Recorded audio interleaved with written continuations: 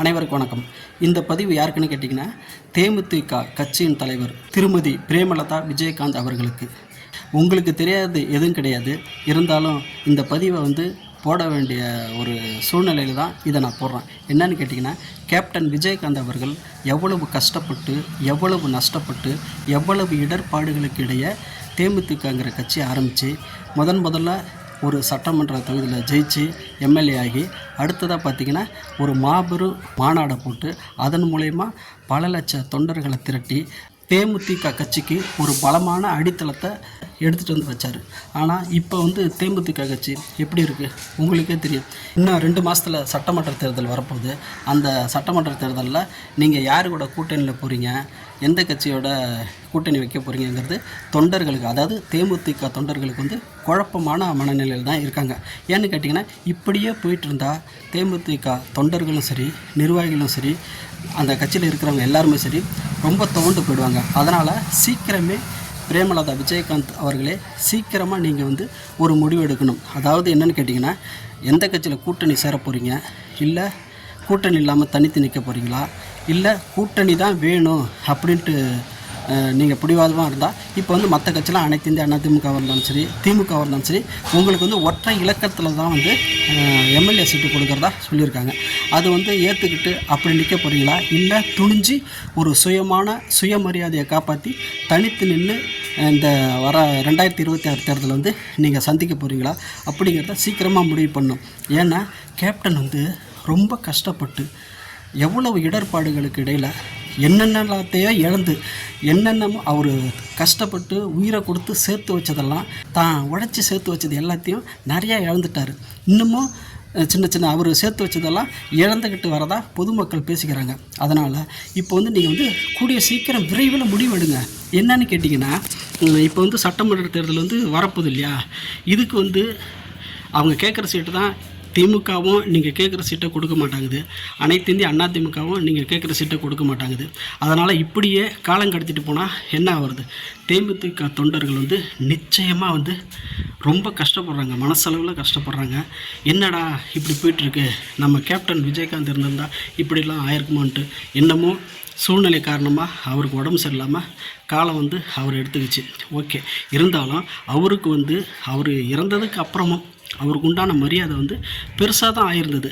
அதை நீங்கள் காப்பாற்ற தவறிட்டீங்களோங்கிறது தான் இப்போ பொதுமக்களோட குற்றச்சாட்டாக இருக்குது. அதனால் தயவு செய்து சீக்கிரமாக இந்த எம்எல்ஏ, அதனால் சீக்கிரமாக விரைவில் நீங்கள் ஒரு முடிவெடுத்து தேமுதிக கட்சி தொண்டர்கள் துவண்டு போகாமல் இருக்கிறதுக்கும் அவங்களுக்கு புத்துயிர் கொடுக்கறதுக்கும் நீங்கள் உத்தியோகமாக சில விஷயங்களை விரைந்து முடிவெடுத்து உங்களுடைய முடிவை நீங்கள் சொல்லணும்.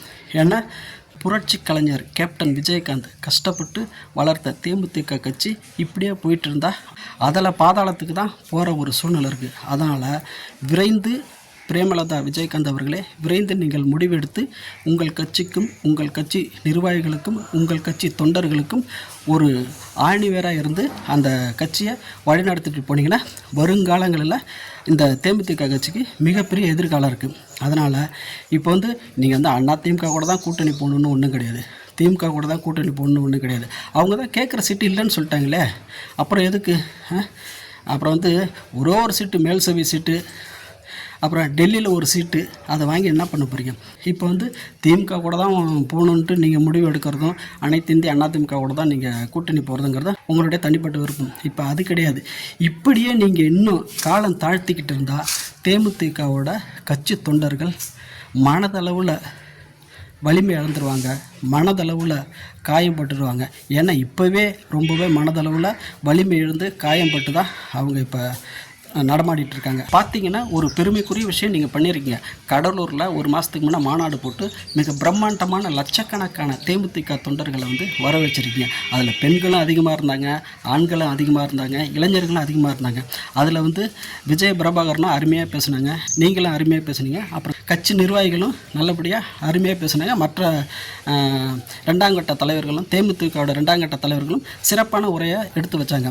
அதெல்லாம் ஓகே தான். ஆனால் அவ்வளோ பெரிய கூட்டம் காட்டியும் உங்களை திமுகவும் அதிமுகவும் புறம் தள்ளுதுன்னா நீங்கள் கொஞ்சம் யோசிக்க வேண்டாமா?